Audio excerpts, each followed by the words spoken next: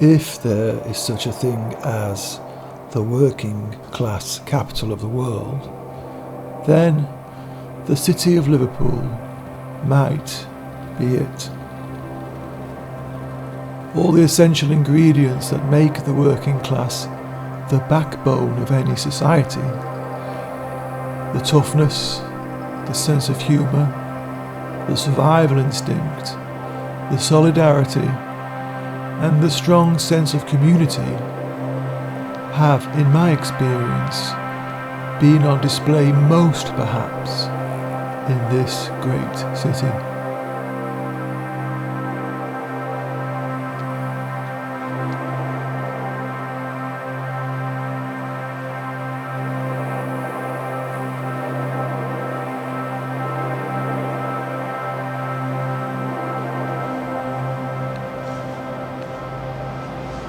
On the 14th of May 1966, Bob Dylan was due to play a concert on his now legendary 1966 tour at the Odeon Theatre in Liverpool.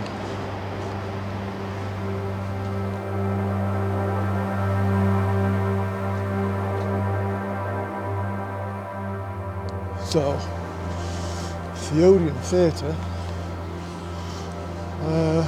was located just behind Lime Street train station. So, I've just got off the train at Lime Street, and the site of the Odeon Theatre seemed like a good place to start.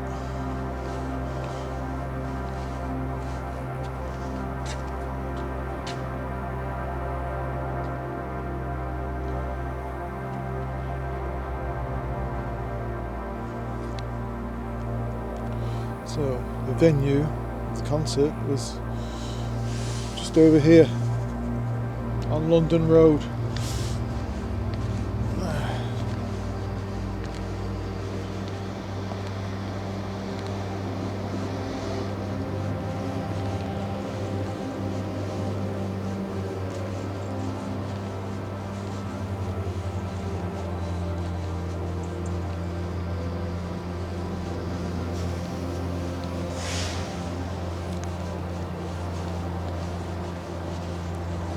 So, just coming up to London Road here, and I can see the location of the old Odeon Theatre, which of course is not there anymore.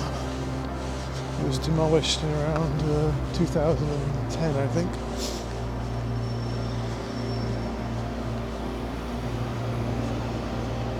So, there it is, right there. It is now student accommodation, I believe. But this is the place. So, I mean, I believe the Beatles played there in 1963, and I think the premiere for the Beatles film A Hard Day's Night was there, and Dylan played there on the 14th of May 1966.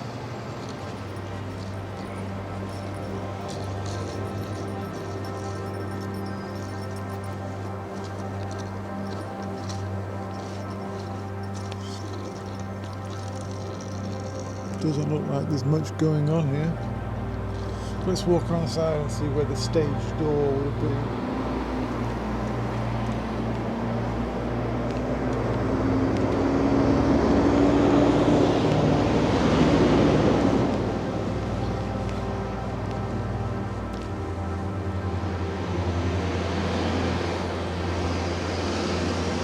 So the stage door would have been about here somewhere, I think.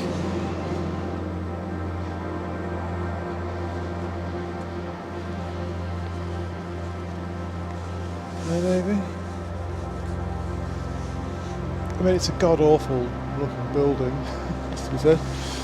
You know, the old theatre was a beautiful Art Deco building with a beautiful auditorium, and you'd think they would find use for a place where Bob Dylan and the Beatles once played, wouldn't you? No.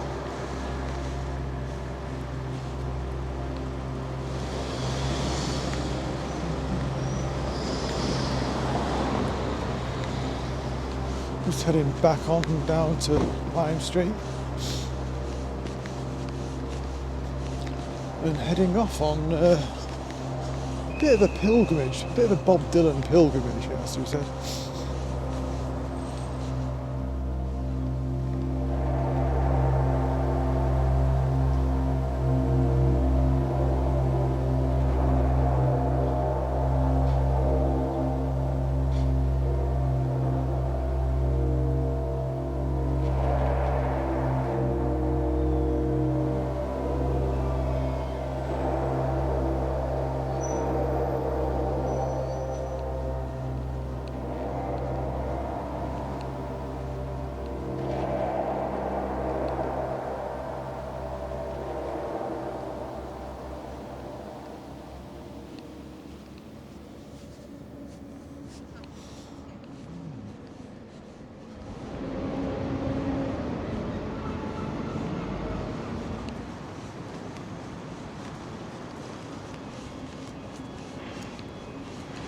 So there is one old theatre still standing. It's this one here. Just been just semi-derelict for maybe 20 years now, maybe. Yeah.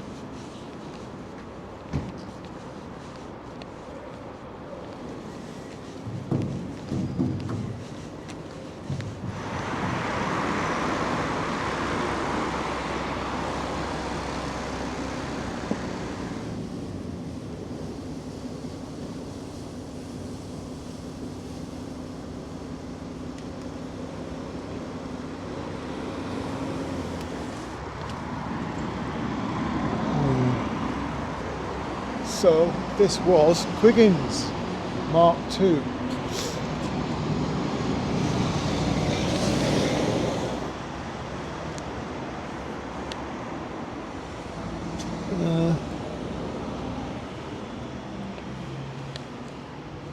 Yeah, so originally Quiggins was a bit like Affleck's Palace in Manchester.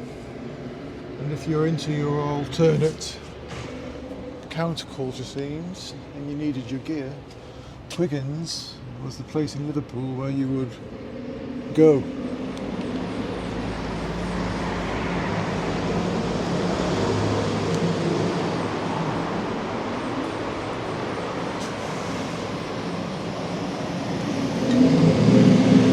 It's not the original Quiggins. It's the second shop to bear the name. The original Quiggins was closer to the river, near where Liverpool 1 is now situated. So the last time I was in Liverpool, I bought some stuff from here when it was still a market. 2008, so it's nearly 20 years ago. Another place, another iconic place that's gone. Yeah, so, I mean, the original place was better. The second incarnation didn't quite take off. It was dead actually last time I was in there. But it's a fabulous building.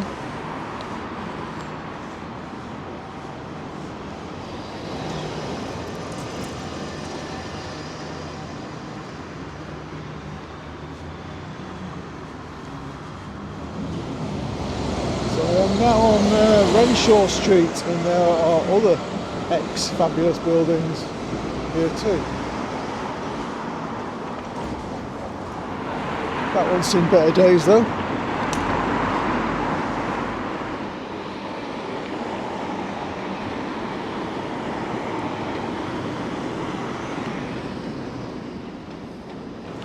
So up here there used to be an old antique shop. I wonder if it's still here.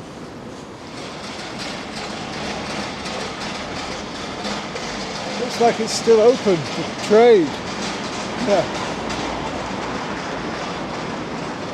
So this is a great shop. It's closed because it's still quite early. Don't even think it's 8 o'clock yet, but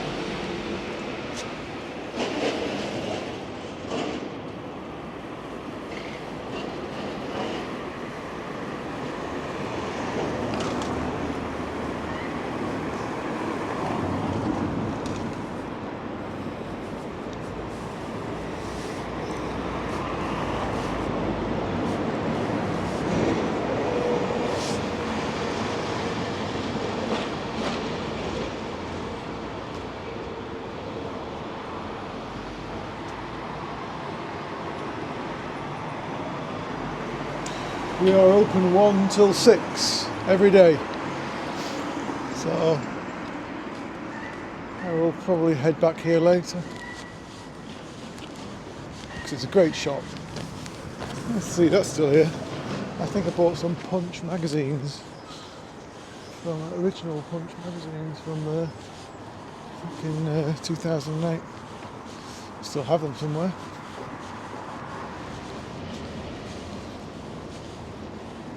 So I'm now just heading to Bold Street, Bohemian Bold Street, and try and find a coffee place that's open.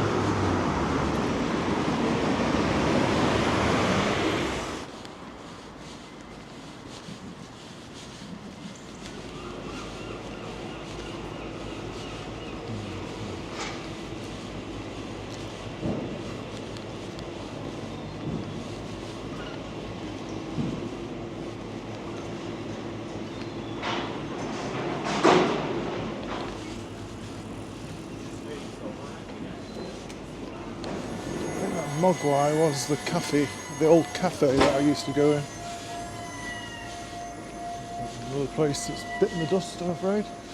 But I think Bold Street coffee shop is still here.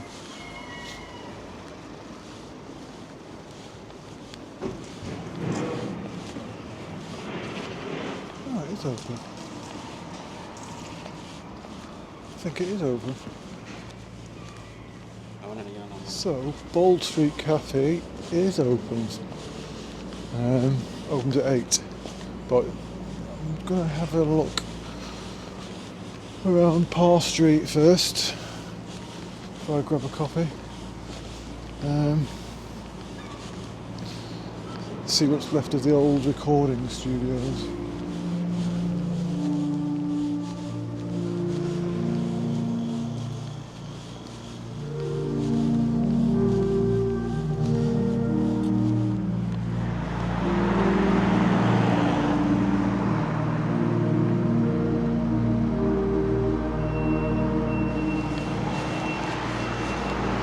So, this is Parr Street Studios that I'm heading to.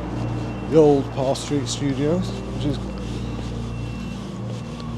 very well-known ex-recording studio, which I have filmed a few bands at in the early 2000s. I remember one time I was filming there and Elbow were there at the same time. Band Elbow, and also Coldplay, who recorded their first 2 albums in Parr Street, but it's not there anymore, so I'm going to see what's left of it. Parr Street Studios was a beating heart of Liverpool's rich musical scene.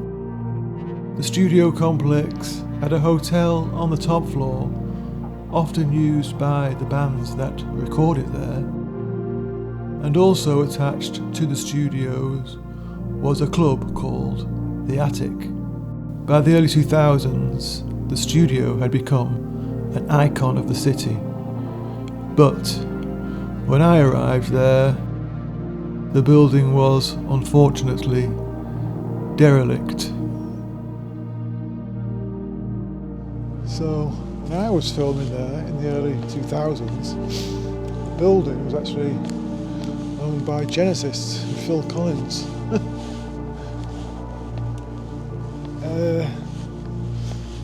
yeah, I can't describe to you how cool that place was. You know. There used to be some doors that led from the recording studios into the club, and every time the door opened onto the club, the people in the club would turn to look and see who was coming out the door, see it was someone famous. And every time I walked out of it into the club, there'd be it's nobody. It's a nobody. They were hoping for Chris Martin or someone. Well, that's upset me a bit. I'm sure they'll do something with it. I think the studio relocated elsewhere, so it does exist in some form or other.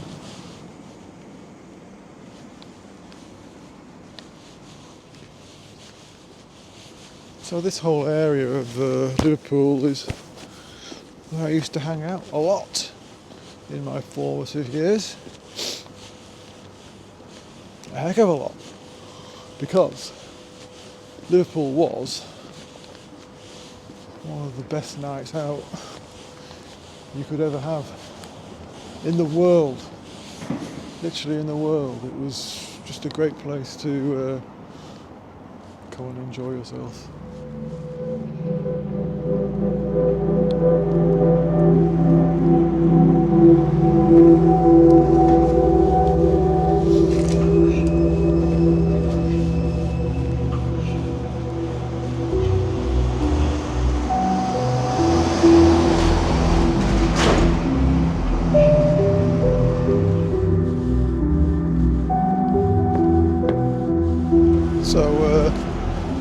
This area still looks like thriving, apart from Parr Street. Signs are good so far in Liverpool.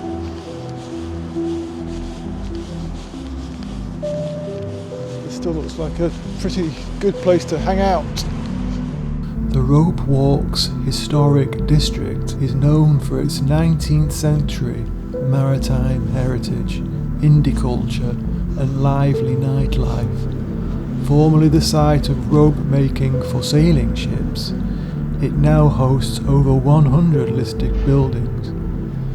The area's name originates from the long straight streets once used for twisting hemp into ship ropes.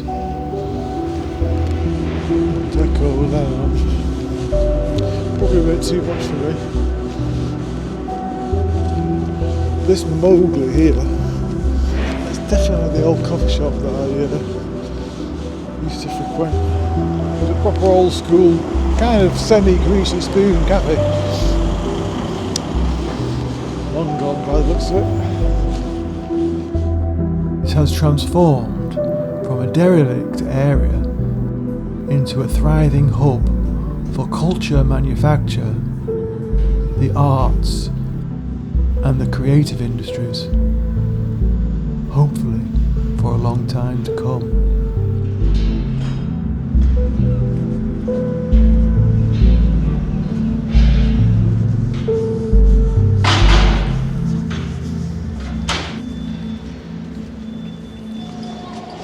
Yeah, the most expensive bacon sandwich in the world at Bowl Street Cafe, but it was nice.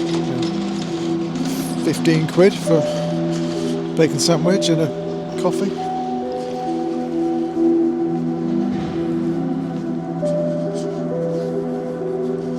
Which I think is, double the price it should be. Anyway.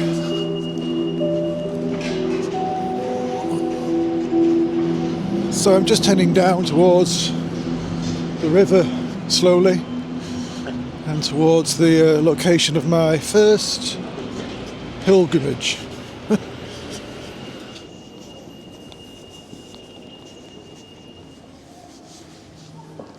So right there is the original location for Quiggins.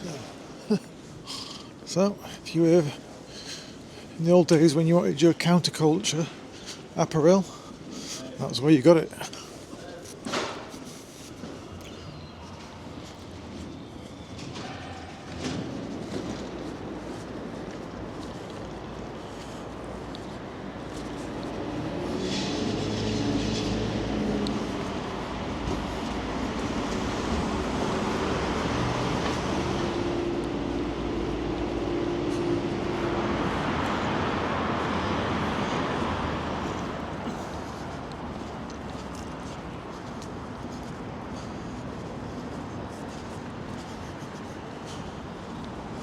This city is completely unrecognisable from the place where I came to first in the 80s, in the dark 80s, where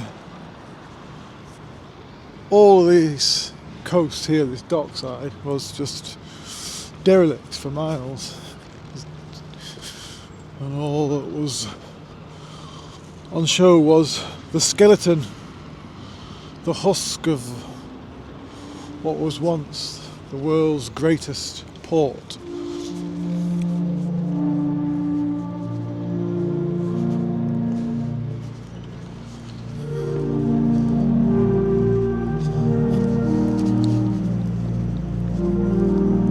So, I think that used to be like it was something to do with Granada, the old Granada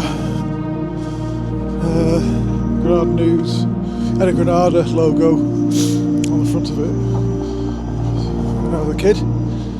But where I am now is the Albert Dock.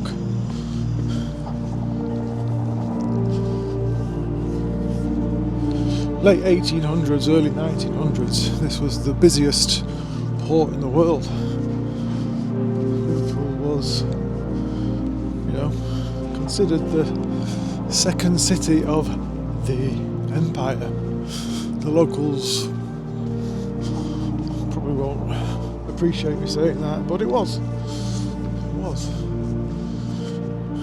It's the richest port in the world for a long time.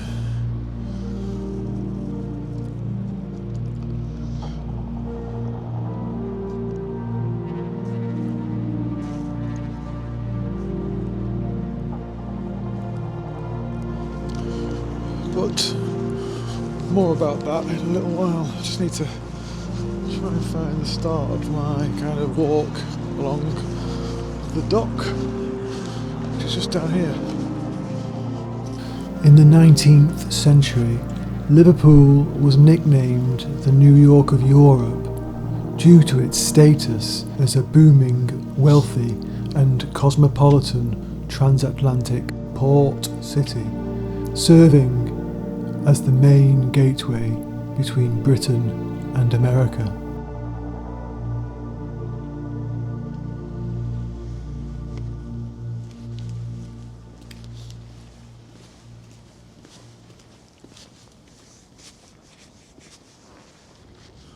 On the 12th of May 1966, Dylan had played Birmingham. And on the 14th of May was his concert here. So on the 13th he had a day off. And on that day off he travelled up from Birmingham in the morning, I think, and checked into the Adelphi Hotel.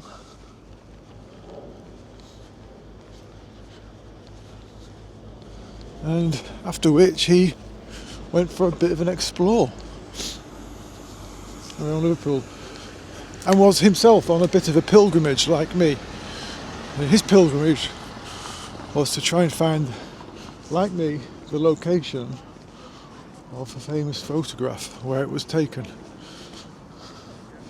In Dylan's case, a Beatles photograph that had been shot 4 years prior in front of some warehouses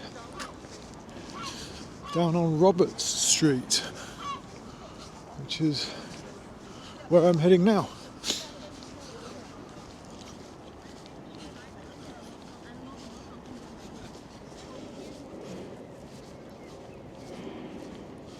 Some telltale signs of rich, well-crafted, port-side buildings and architecture. Very similar to some architecture in another famous port city, New York. And Liverpool is often cited as the New York of Europe because they have a few kind of slight similarities, shall we say. I mean, a little bit in the architecture, but I think mostly in their spirit.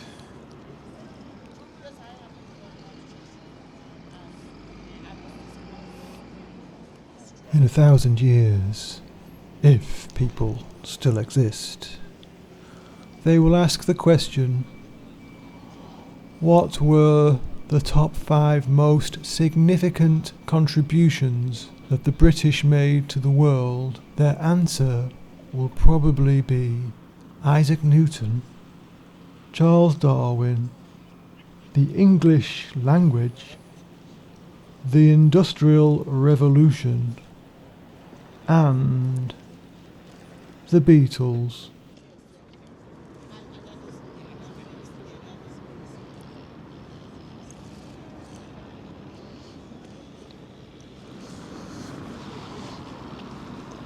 Very good statues. Very good.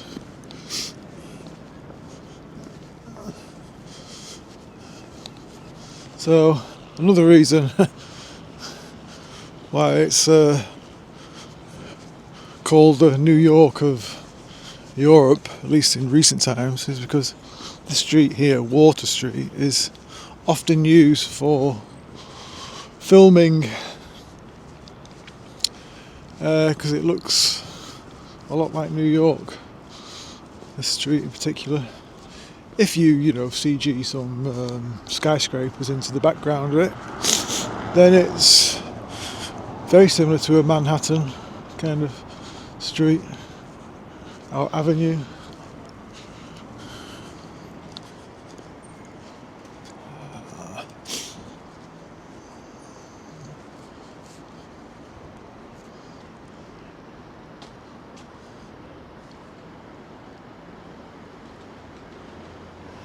See?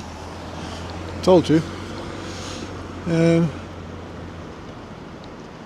Yeah, often doubles for New York.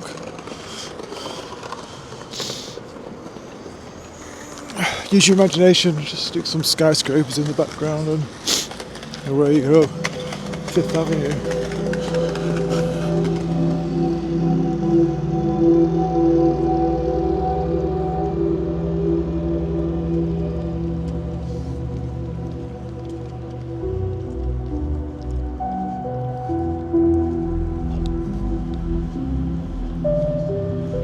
Most of those skyscrapers over there, 90% of them just weren't here last time I was in Liverpool. They're all new.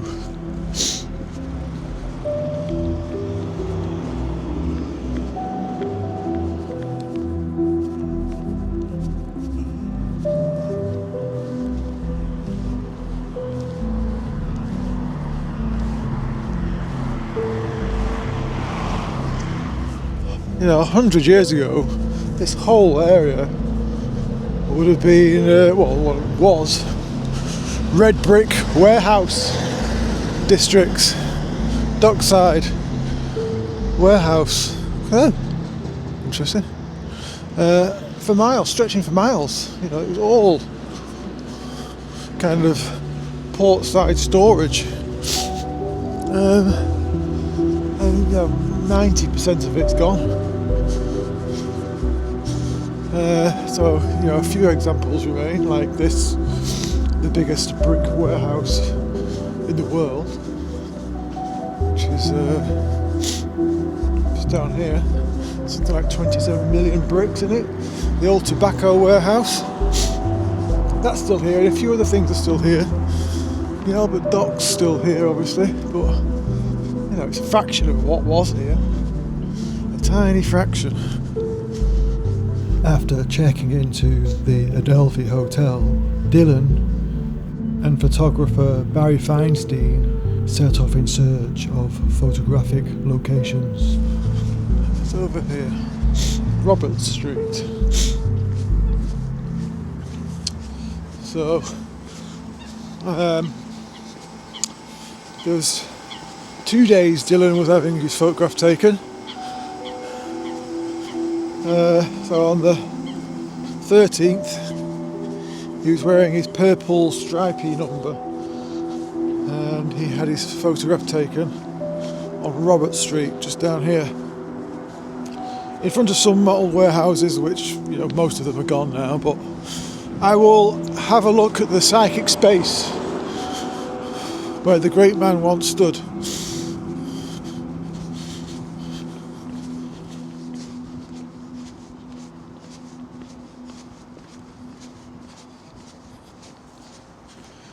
Yeah, so here we are. I recognise these warehouse buildings here. I think that's pretty much all that's left of this street, of the original. It's mostly demolished from what it was. On the 13th of May, 1966, Bob Dylan stood there.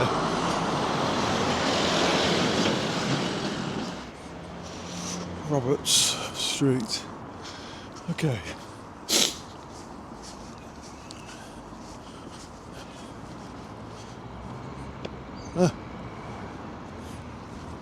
Some original kind of paving, cobble streets.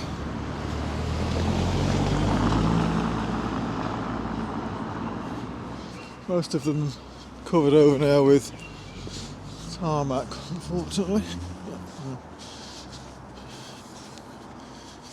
Okay, so I know exactly where he stood. It's just up here. So in '66, this road was straight. So the road here has now had a kind of curve built onto it because of 2-lane kind of dual carriageways. These buildings here behind me can be seen in the photograph to the right, but these ones over here, they're all gone. But right here, this car park is where Dylan was standing, right here, on this spot.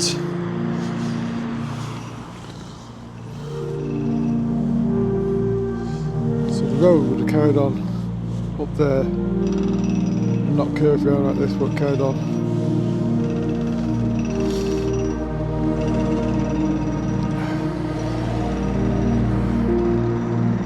Right here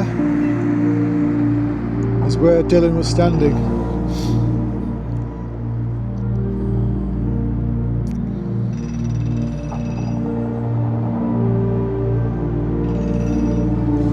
But he was facing this way, like this. Something like that. Yeah. Back then you could see all the way down to the river, but no longer.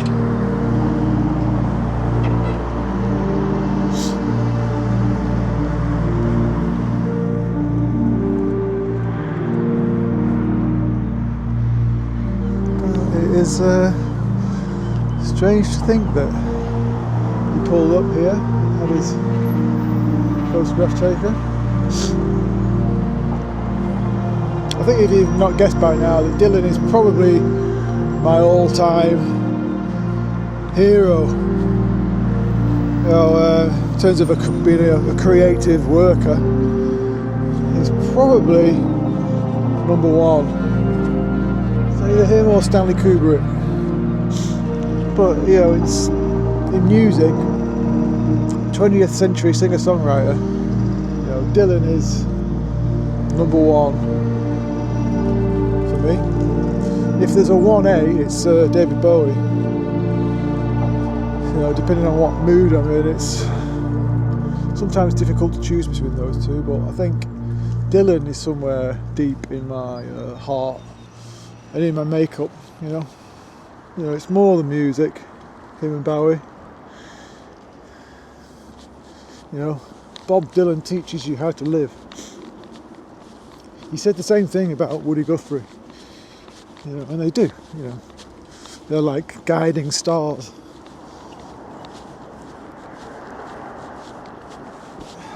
We always had rotten politicians, always, but we always had these kind of other figures from the arts, novelists, filmmakers, you know, singer-songwriters, artists, who would show you the way.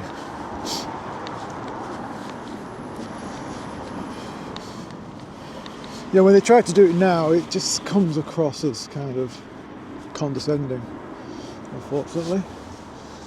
Because I just don't think they mean it quite the same.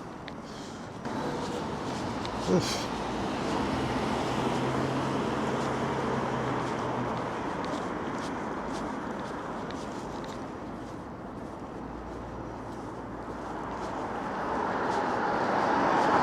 So, I am now heading off to my second photographic location of the day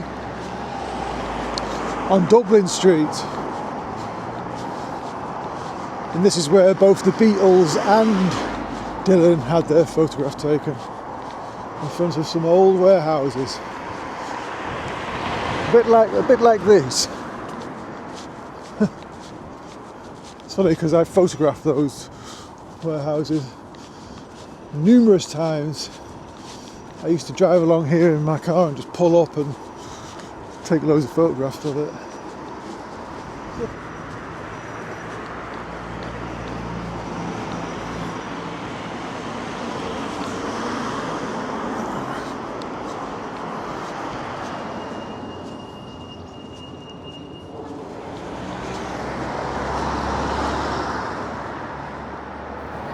Yeah, so this whole area, all of these streets here, over there, all of this, as far as you could see, would have been,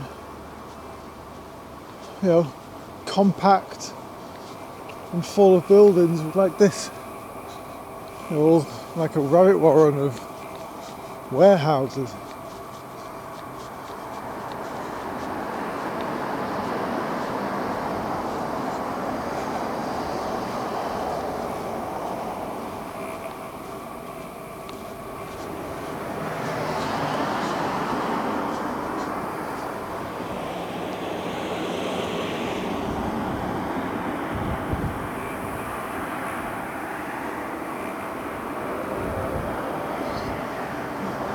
I think they are giant vents for the Mersey Tunnel, which runs under here somewhere, close by.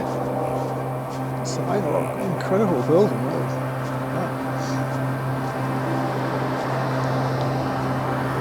Wow, incredible.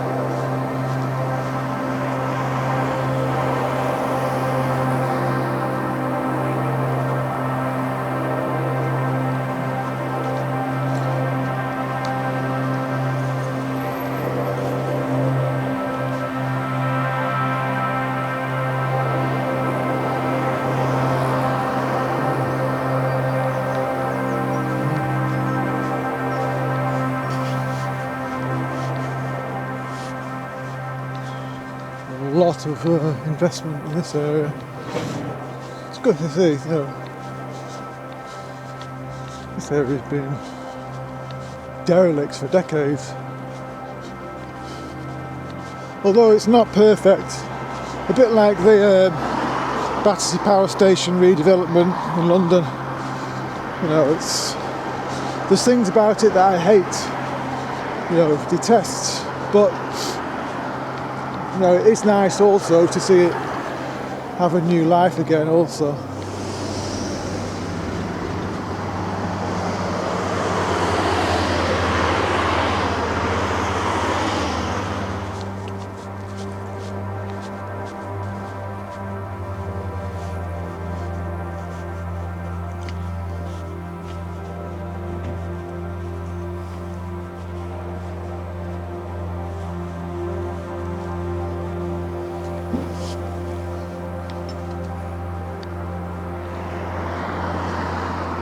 looks like an old pub.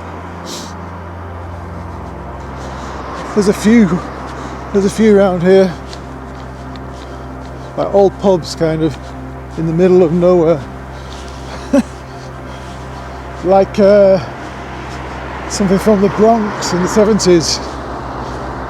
Remember that Albert Finney film, Wolfen, which was filmed in the Bronx in the 70s. It was just, desolate. Desolation Row. No pun intended. Okay, so Regent Street. Dublin Street is one of these on the right, not far now.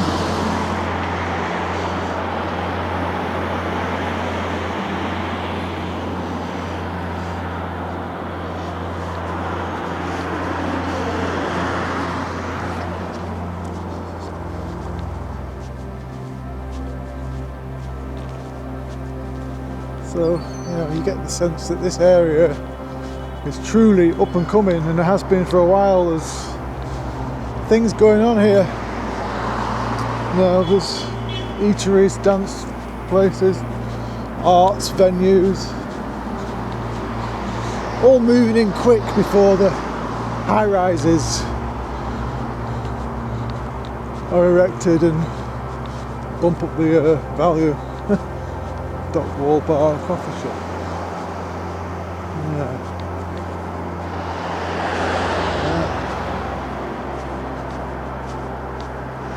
So this building, looming large in the frame, is the old tobacco warehouse, and the largest brick warehouse in the world, with no less than 27 million bricks. And it's had a lot of work done on it since I was last here. Good grief. Wow. They have been busy.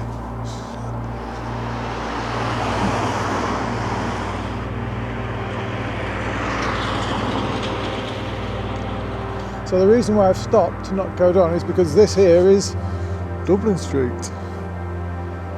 And this is the location of the iconic photographs. Let's go across.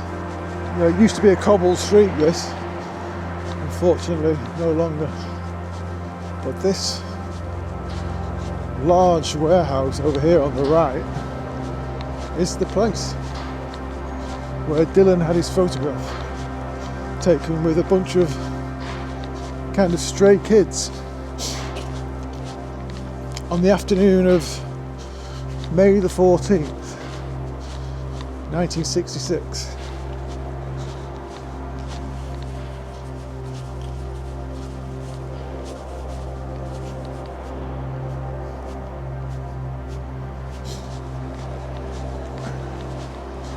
Here we are. This is it. This is the place. So I have been here before. I did drive down here once to have a ganders, but it was a quick visit. I just got out and had a booch around. I think I took some photographs, but it was a lot worse for wear back then, and there was loads of cars parked in front of it, but today I'm lucky.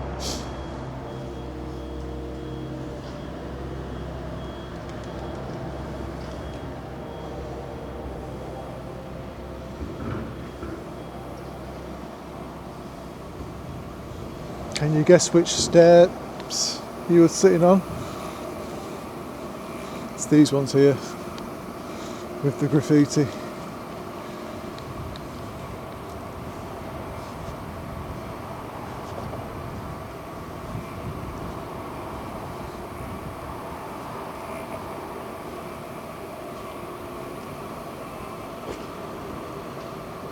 So those steps right there are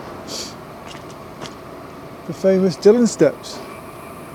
I thought there would be a bit more graffiti, but there isn't. I'm sure there was last time. I'm sure there was some Bob Dylan lyrics. written on the steps. So yeah.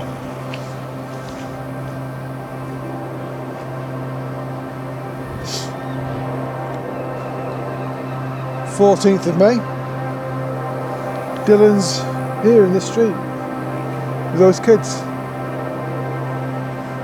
It's changed quite a lot.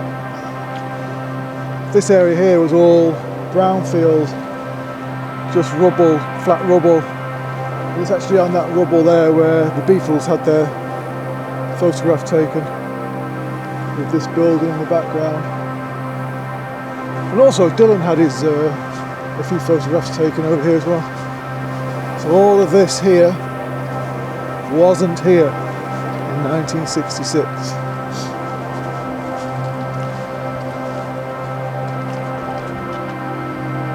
But that very much was.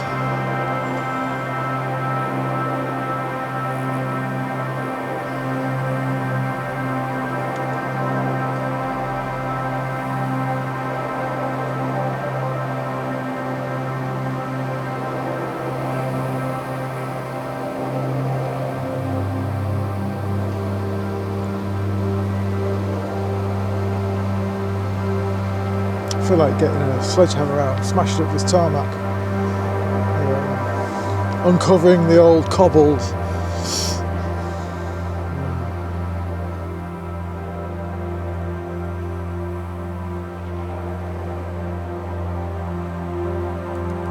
I should probably recreate some photographs, shouldn't I, whilst I'm here? There's a photograph of him standing on the steps on his own. Dylan was very much a product of the Greenwich Village scene in New York City, and Liverpool had the Beatles. The two musical artists deeply admired one another and influenced each other enormously.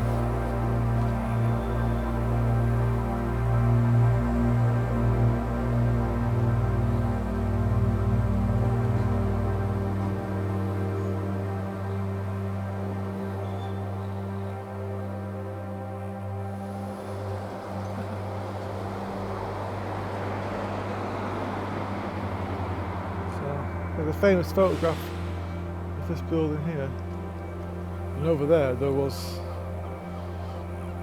like a load of workers' houses or tenements or something.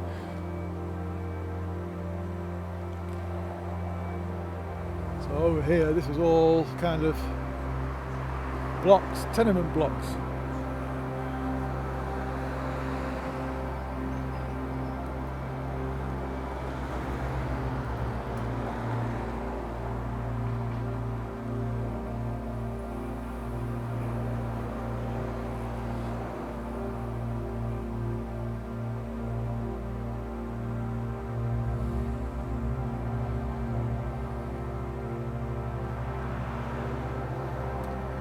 So this building here looks like it's in the midst of renovation.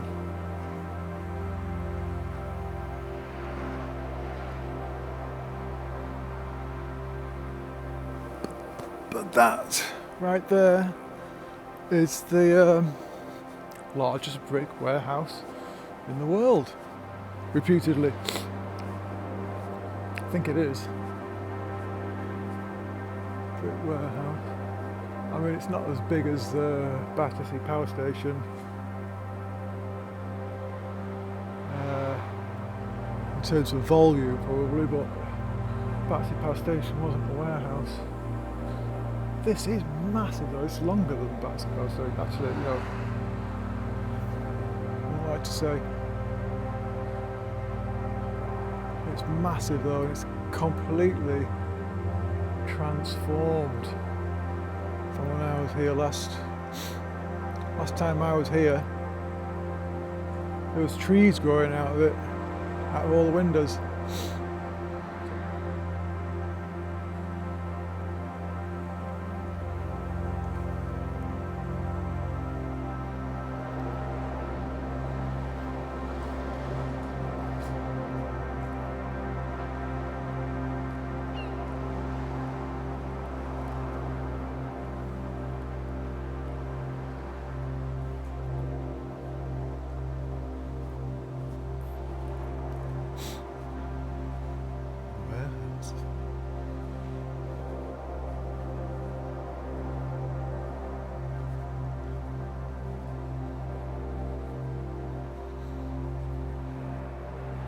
So I think this is all kind of residential now.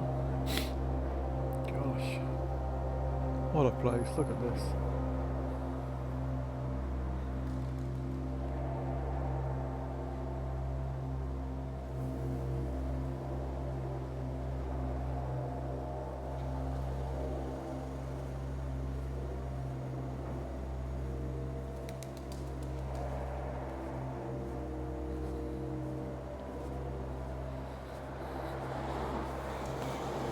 All of that space for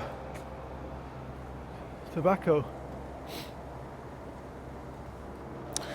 Heavy smokers.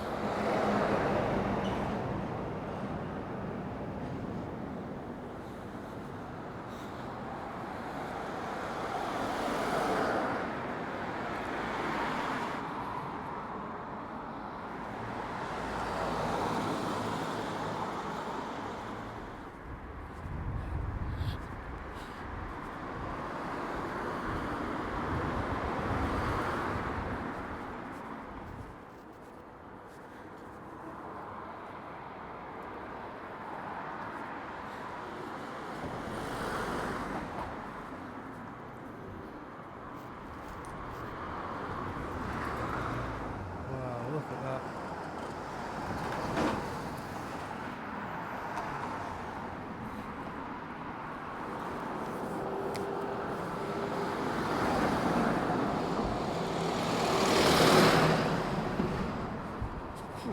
So over there is Everton's new stadium, and it looks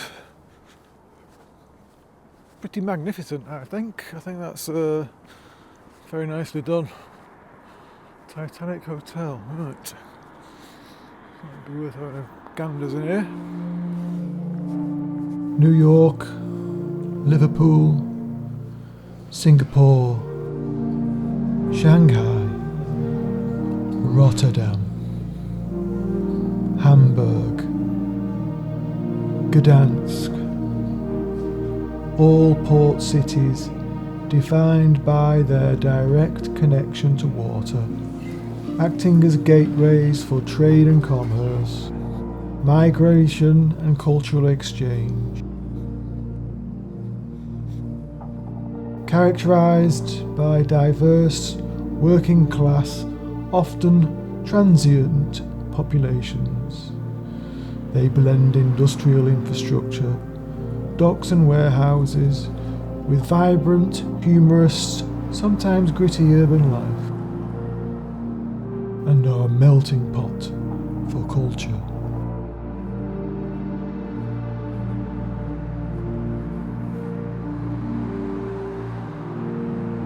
Do I need to get any closer?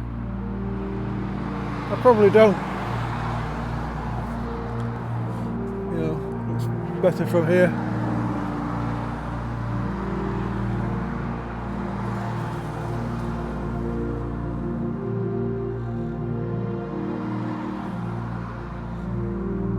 So I will head back down towards city centre.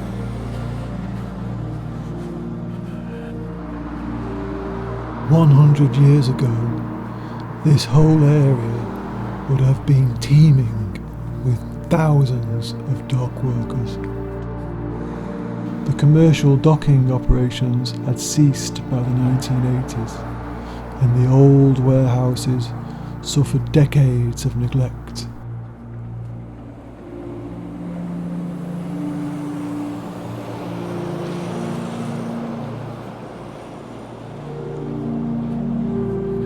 You know, you think what China are doing now with massive, huge, eye-watering infrastructure projects, you know. But yeah, this was the equivalent. This, you know, the British were doing that 200 years ago. Now, the whole area between the city centre and the Stanley Dock Tobacco Warehouse has been designated as the 10 Streets Project, a 125-acre regeneration vision aimed at transforming Liverpool's historic docklands into a vibrant, creative industry hub.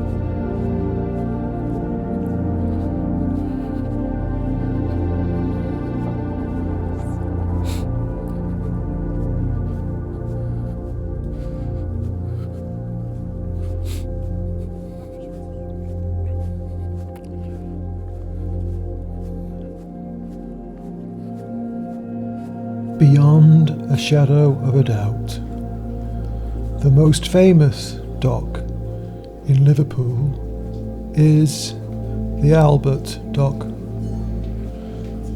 First opened in 1846, it was the first structure in Britain built entirely from cast iron, brick and stone, making it completely fireproof. Today, it is Liverpool's most visited free attraction and is a Grade 1 historical landmark.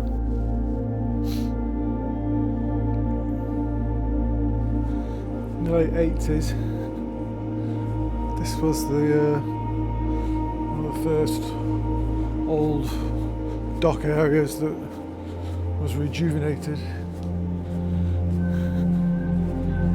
So I've been here a whole bunch of times. Liverpool. My memories of you are strong.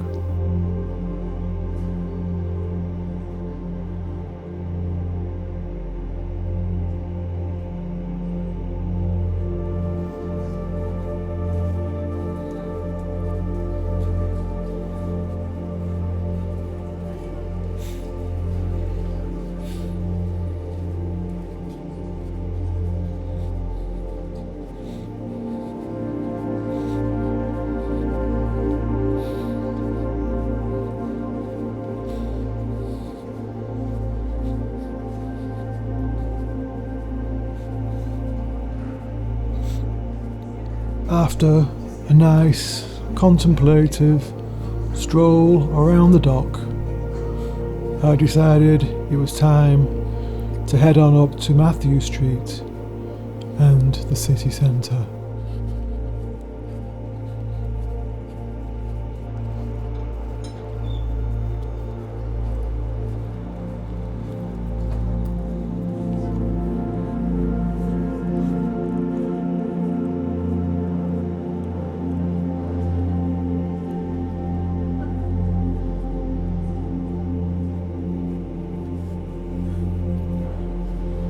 So right there is the famous Cavern Club.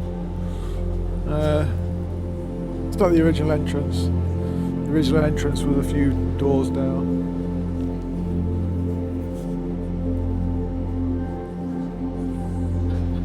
Yeah, so the original entrance would have been over here somewhere. Over there.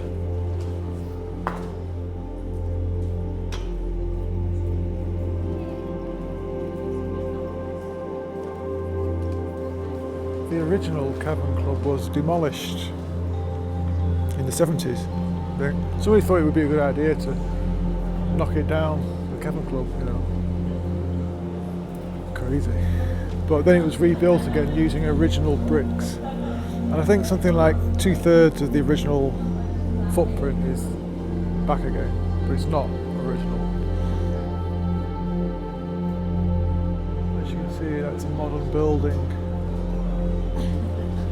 But the original entrance would have been there, near where Scylla is standing.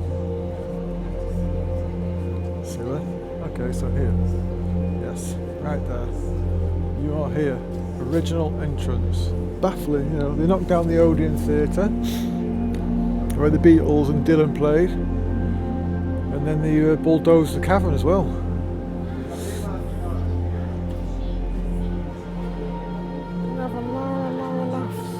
It's just baffling to me how some people, the lack of vision that they display. You know, the amount of punters that place pulls in now. You know, the set, the film set, the theme park version of the cavern. Imagine what the real one would have done.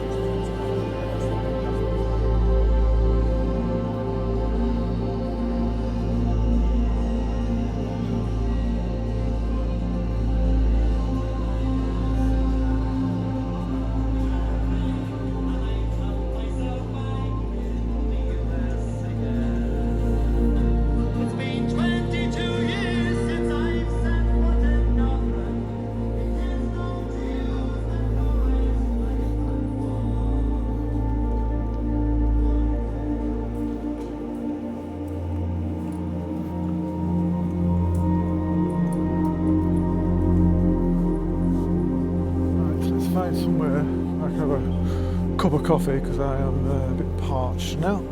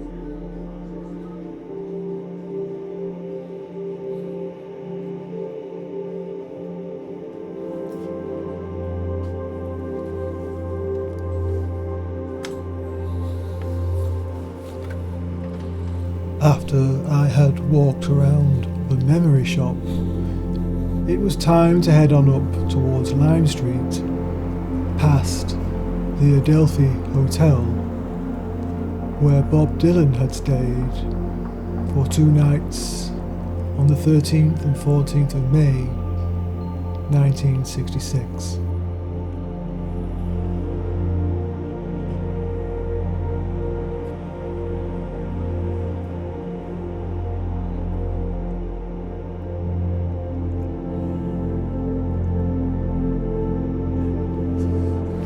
So, I am back where I started. I am at Lime Street station, across the road from it at least, and my pilgrimage is over. Just about. So,